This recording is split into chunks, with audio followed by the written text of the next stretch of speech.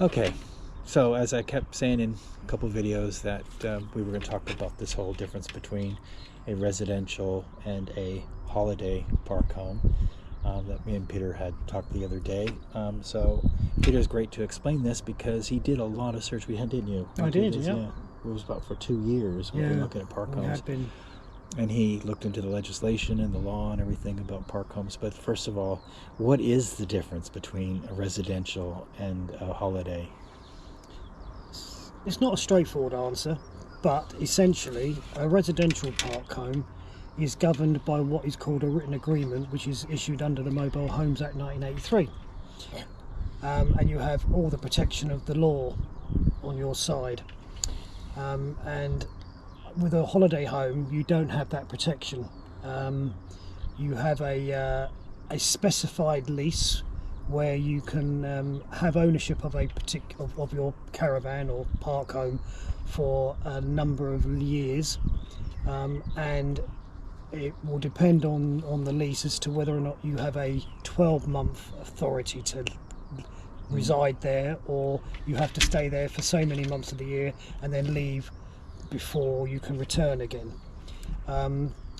But just because you have a 12-month authority to stay at that holiday home doesn't mean you have permanent residence, because you're not covered under the Mobile Homes Act like you are with a permanent residence park home. We live in a permanent residential park home covered by the Mobile Homes Act, and you have to also ensure that the site that your home is located on is properly licensed with the local authority, and you pay council tax on that home as well. Now, that's not to say that some holiday homes you pay council tax on as well, but that doesn't give you the residential right, because if you don't have that written agreement under the Mobile Homes Act, you do not have a residential property to live in. On that note that you just talked about, is that because of the site owner, or is that because... Yeah, so it depends on whether the site owner has applied for residential status for the site or holiday status. Now, some site owners, like the one we're on, has a mix of both holiday homes and residential homes. You just need to make sure that the plot that you are on is a residential site, not a holiday site. How did you find all that information? I mean, I just come home from work and you were just sitting in front of the computer, but how did you... Well, I mean, I have a background in legislation, as you know. Anyway, that's that was my career for many years. So, but I'm not a legal expert at all, and there are some brilliant solicitors out there, particularly in England, because we have a home in Scotland.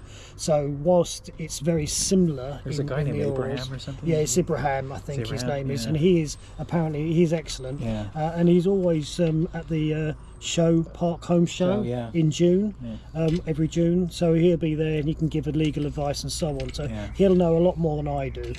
But you just have to bear in mind that with your written agreement, it has what's called implied terms and express terms. Implied terms are set in law and they can only be changed by the court. Express terms can be altered or varied so long as there's a majority of the residential owners that agree to it, and then it can be altered. Now, the express terms cover things such as the site rules. Now, the site rules can contradict what's in the implied terms.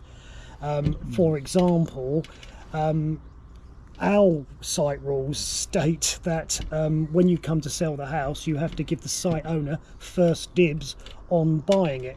Well, actually, that's contrary to the implied terms, which are set in law, which states that you can sell this home to anyone you like. You don't have to first offer it to the site owner. So that's a contradiction, which basically means that anything in the implied terms will overrule anything that's mentioned in the express terms. So the implied terms take precedence. Does that make sense, everyone? Yeah. I think you've explained it all. I think that's it. Yeah. That's essentially, I mean, there's a lot more complications to park home living than what I've just mentioned. But essentially, as long as you have a written agreement which has been issued under the Mobile Homes Act 1983, whether that be Scotland or England or Wales, because they're pretty much the same, then you are covered as for residential status. You also have to bear in mind that some caravans, as they are shown, as they're defined in law, as long as they have the British Standard Mark for residential prop status. I can't remember what the BS number is, because some holiday homes will be of a residential status, residential standard, but doesn't necessarily mean they are for permanent residency. So you just have to make sure that the caravan or park home that you are residing in has that BS mark for residential standard, and you had the written agreement covered by the Mobile Homes Act, and then you're fine. And there's also a really good Facebook page if you guys further want to look into it. Was it Park Homes for Friendly? Yeah, park homes for nice people. For nice people, or something like that. Yeah, that's a there's some good ones there. And they're pretty good about communication and stuff on that site, aren't they? Yeah, they provide a lot of info. I got a lot of my information from there as well. So, and there's a lot of good people that can provide good advice. Yeah, and we're loving it, aren't we? We So are. far, so good. It's been absolutely lovely. We've only been here just over 2 weeks now. Yeah. But I've got to say, I've not regretted my decision once yet. It's been absolutely fantastic. People have been absolutely wonderful up here. And we're sitting out on our deck and in our back garden at the moment because the weather's so nice. And we're in Scotland, can you believe? But it's lovely here. Yeah, it's a work in progress at the moment right now, but we're getting there. I mean, the inside's pretty much all done. Oh, the inside's pretty much done. Yeah. I am going to revisit the tacky cabinet because people kept asking about the tacky cabinet, so I will make a visit to the tacky cabinet. But and maybe some people have asked what the decking looks like. Yeah, I kind of showed. Yeah, I'll give you. I'll update you when I'm doing the garden and everything too. I did show you a little bit about paint and stuff, but yeah. So there we go. That's it. That's it. So happy days. I hope that was helpful to those out there, because I know there was a bit of confusion and stuff. So, anyways, any questions? Please let us know. Yeah, put it in the comments, and do subscribe to, and like. And like, yes, and comment and like. Helps the channel to grow. Exactly. Life in a park home with Brian. I'd love to see you guys and look at your comments. Anyways, have a great day, and thank you very much. Bye. Thanks for watching.